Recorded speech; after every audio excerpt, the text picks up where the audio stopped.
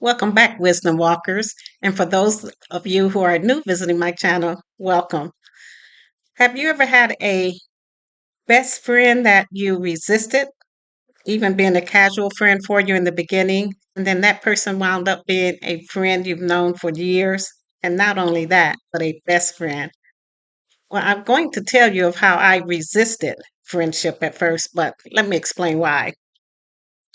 When I first moved from my hometown to a new, smaller city, I of course, was upset that I'm leaving people behind that I had already forged friendships with, and friendships that I thought would be lasting a lifetime. And I get it. Not everyone is supposed to be in our life for a lifetime, so that makes sense to me.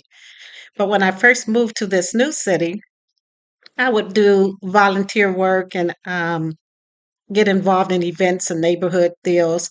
Neighborhood deals, neighborhood events like planting a garden in the park and doing things that I would do with my girls. And many times I would meet very friendly, very nice people.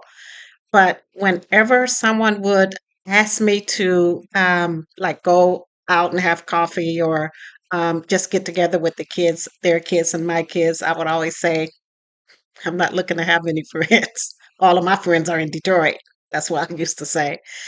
And, I didn't always say it even in a nice way. I'll be like, I'm not trying to make friends. All of my friends are in Detroit. I already have friends.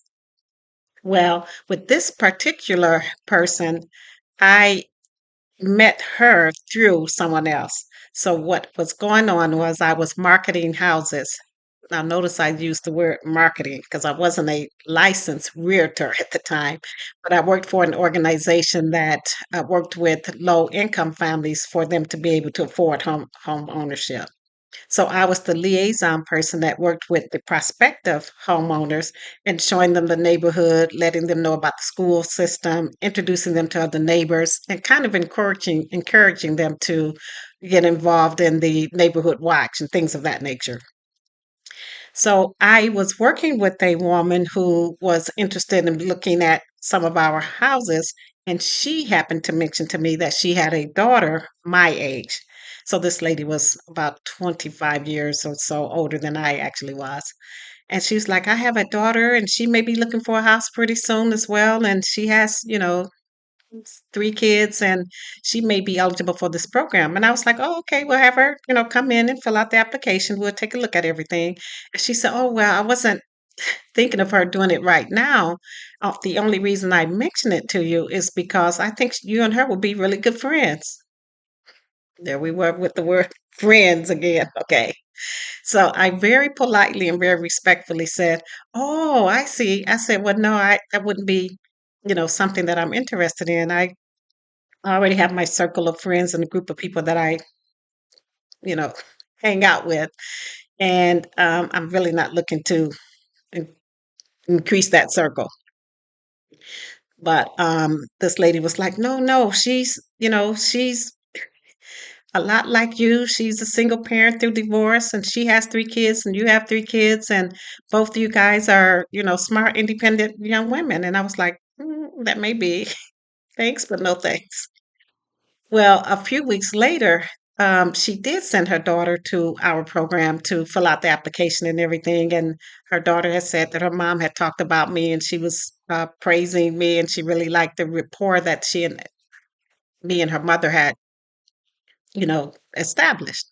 So, I got to talking to her and everything. But then I was even more resistant to dealing with her on a non-professional level because if we were to become friends, I didn't want someone saying that I favored her and got her into one of the homes and any of that kind of stuff.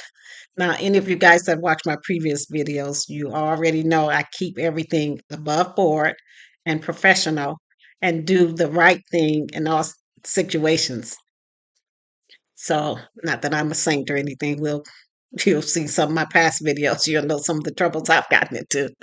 But anyway, I was very resistant with this young lady, and she wound up being eligible, for our program. She got into a nice home and everything.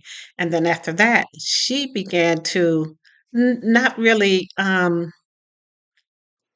She began to invite me to events, and she was really happy with the rapport that I had built with her, with getting her into a home and everything as well.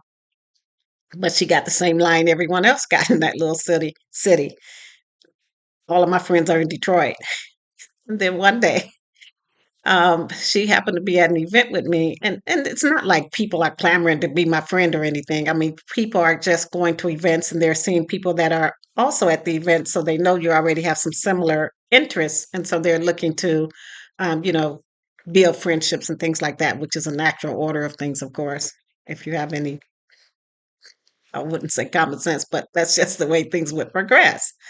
So she heard me say that to a lady one day, and she came over to me. She said, "Can I say something to you?" And I was like, "Well, yeah." She said, "That's very off-putting when someone is trying to establish a friendship with you, or even see if they would want to establish a friendship with you, and you're always saying, 'My friends are in Detroit. My friends are in Detroit.'" She said, "You opposed to having friends here in Lansing as well?" And so I was like, "Okay, fair enough. I can get that. I can see how I would feel if someone always said to me, 'I'm not trying to be your friend. My friends are back in wherever.'" So she asked if I would like to go to an event with her. I think it was like some kind of like a dinner event or something like that.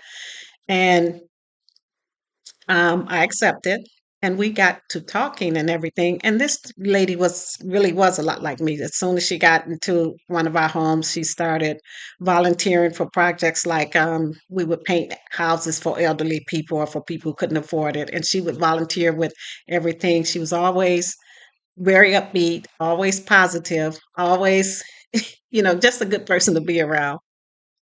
And then we did start to hang out more and get to know each other more.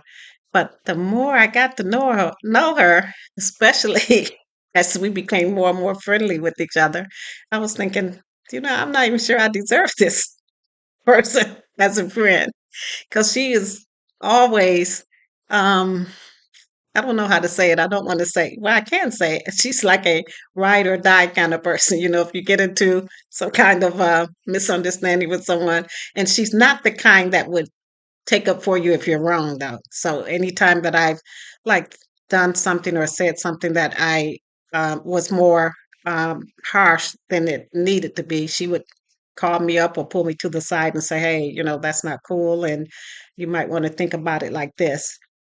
And then sometimes she would catch me at times when I was still like in that anger mode, and she would just say, "Okay, okay, my friend, we'll talk later." So, so this lady, I met her. Let me see. It's been almost, believe it or not, 35 years ago. So I might be telling her age as well as my age, but I didn't say she was close to my age or anything. So she is.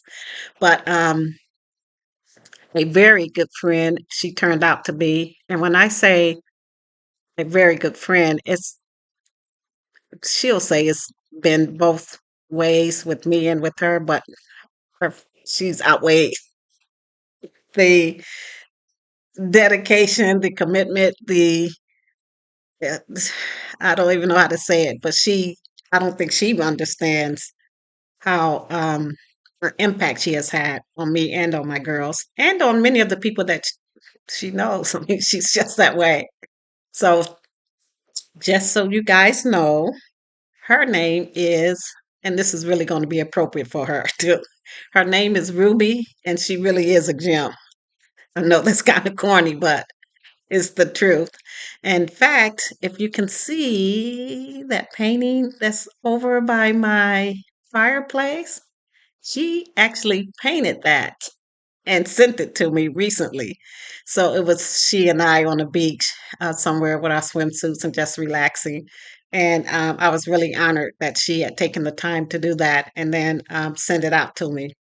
She's a wonderful artist, a wonderful mother, a wonderful friend, and she's already retired. So I have to wait another 11 months before I can join her in retirement. And we're both looking forward to it.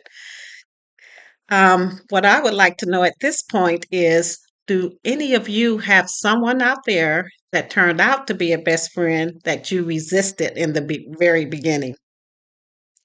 Please share that information with us. I'm definitely looking forward to hearing about it. Or if you've may have been the friend that someone else resisted, and then you guys became, ride or die buddies or really good friends, and what the result of that was and how you guys met. So I do like to hear the how we met stories, whether we're talking about spouses or friendships or neighbors or anything like that. This is Sherry Brantley. This is Life Lessons Learned. And you guys already know knowledge is in the knowing, but wisdom is in the doing. And the life lesson that I learned from all of that experience was not to be so quick to judge who may be a good friend or what kind of relationship may stem from meeting someone because you really never know.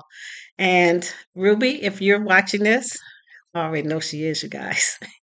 Thank you so much. You have been a joy to know, and I appreciate everything that we've gone through. And don't worry, I won't tell all of the tales about us, but there'll be some.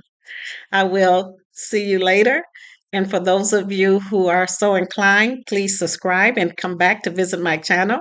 This is Sherry, Life Lessons Learned. Thank you.